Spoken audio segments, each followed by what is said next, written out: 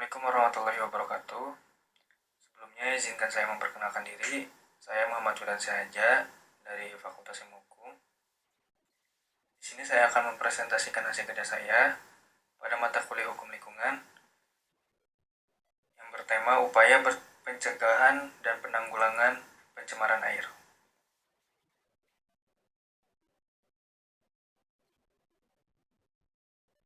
Di sini saya akan mulai dari definisi dari pencemaran air. Pencemaran air adalah peristiwa masuknya zat atau komponen lain ke dalam perairan. Pencemaran air merupakan masalah global utama yang membutuhkan evaluasi dan revisi kebijakan sumber daya air pada semua tingkat. Pencemaran air menjadi masalah yang potensial untuk mengganggu siklus kehidupan manusia. Adapun beberapa pencemaran air, salah satunya dipengaruhi oleh industri seperti cairan limbah dari pabrik yang tidak disaring terlebih dahulu sebelum dibuang ke sungai atau laut. Lalu pencemaran air pun bisa terjadi karena penggunaan pestisida yang berlebihan dan pupuk kimia pada sekitar sektor pertanian.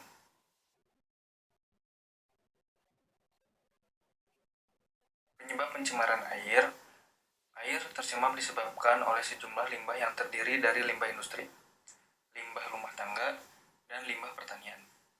Pencemaran air bisa terjadi karena berbagai hal, dimulai dari aktivitas rumah tangga sehari-hari yang menghasilkan limbah, aktivitas industri pabrik, aktivitas peternakan, maupun pertanian, dan masih banyak lagi.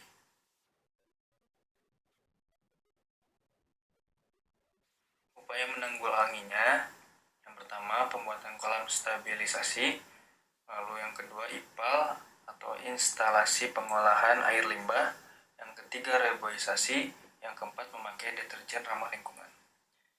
Untuk pembuatan kolam stabilisasi, dalam kolam stabilisasi, air limbah diolah secara alamiah untuk menetralisir zat-zat pencemar sebelum air limbah dialirkan ke sungai. Kolam stabilisasi ini dapat digunakan oleh semua kalangan karena mudah memilikinya dan murah harganya. Lalu untuk instalasi pengolahan air limbah ini menggunakan alat-alat khusus. Pengolahan ini dilakukan melalui 3 tahapan, yaitu primary treatment, pengolahan pertama, secondary treatment, pengolahan kedua, dan tertiary treatment, pengolahan lanjutan.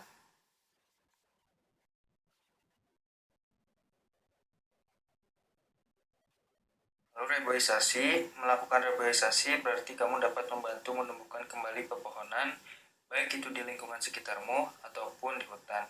Dengan melakukan reboisasi, kamu bisa menjaga keseimbangan air berkat adanya pohon yang akan membantu mengikat air di dalam tanah dan tentunya bisa jadi area resapan air. Deterjen ramah lingkungan dapat dikenali dengan busanya yang lebih sedikit dan mudah dibilas. Selain itu, deterjen ini juga memiliki kandungan fosfat dan natrium hidroksida yang lebih rendah daripada deterjen biasa.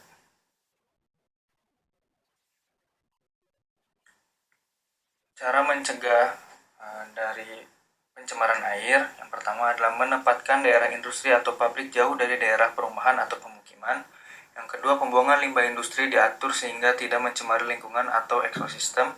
Yang ketiga, pengawasan terhadap penggunaan jenis-jenis pestisida dan zat-zat kimia lain yang dapat menimbulkan pencemaran. Lalu yang keempat, memperluas gerakan penghijauan. Yang kelima, tindakan tegas terhadap perilaku pencemaran lingkungan. Yang keenam, memberikan kesadaran terhadap masyarakat tentang arti lingkungan hidup sehingga manusia lebih mencintai lingkungan hidupnya. Lalu yang ketujuh atau terakhir, melakukan intensifikasi pertanian. Pada kali ini saya akan memberikan contoh kasus yang ada di Sungai Citarum, di daerah Sungai Cibeet, di Desa Taman Mekar, Kecamatan Pangkalan, yang terjadi pada hari Rabu, tanggal 8 bulan 4 2019. Awal mulai terjadinya limbah berbusa, masyarakat setempat melaporkan hal itu kepada DLHK. Rupanya limbah berasal dari PT Indo, Daily Pulp, dan Paper Mills 3. DLHK meminta bantuan pihak Satuan Polisi Pamong Raja untuk untuk menyegel pabrik tersebut. Permohonan penindakan itu disampaikan ke Satpol PP melalui surat nomor 180/981/PPL tertanggal 7 Mei 2019. Setelah 5 bulan berselang, pencemaran tertular di lokasi yang sama. Unit Tipiter Satuan Reskrim Polres Karawang kemudian bergerak ke lokasi kejadian. Pengecekan juga melibatkan Satgas Citarum Harum Sektor 18 dan Dinas Lingkungan Hidup Karawang. Pencemaran disebabkan oleh pengolahan limbah cair yang gagal. Pencemaran dipicu oleh melubernya limbah cair dalam instalasi pengolahan air limbah lantaran tak tertampung dalam instalasi pengolahan air limbah. Limbah cair kemudian luber dan gagal ditampung pada bak penampungan. Karena bak penampung sedang diperbaiki, limbah ditampung sementara dalam empang. Karena empang tak dapat menampung seluruh limbah, akhirnya limbah cair limpas dan mengalir ke Sungai Cibeet.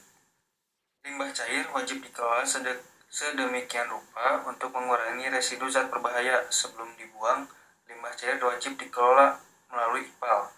Setelah melalui IPAL, limbah cair lazimnya ditampung dalam bak khusus. Polisi menyelidiki secara mendalam ihwal kasus pencemaran tersebut. Sejumlah sampel limbah berwarna hitam dan berbau tak sedap telah diambil untuk diuji di lab. Adapun Pindo Deli 3 disangkakan UU RI nomor 32 tahun 2009 tentang perlindungan dan pengelolaan lingkungan hidup.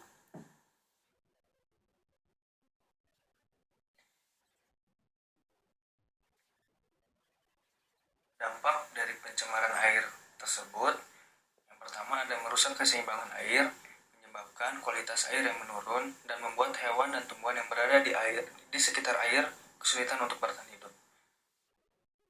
Lalu yang kedua, perubahan tingkat keasaman atau pH mempengaruhi konsentrasi ion-ion hidrogen sehingga pH air akan berubah dan mengganggu kehidupan organisme di perairan.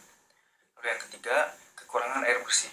Dampak dari pencemaran air pun akan menimbulkan endapan, koloid, dan bahan teralut yang biasanya berasal dari bahan-bahan buangan industri berupa obat-obatan, sektor pertanian berupa pupuk kimia dan pestisida, dan limbah rumah tangga seperti deterjen dan sampah yang tidak dikelola terlebih dahulu.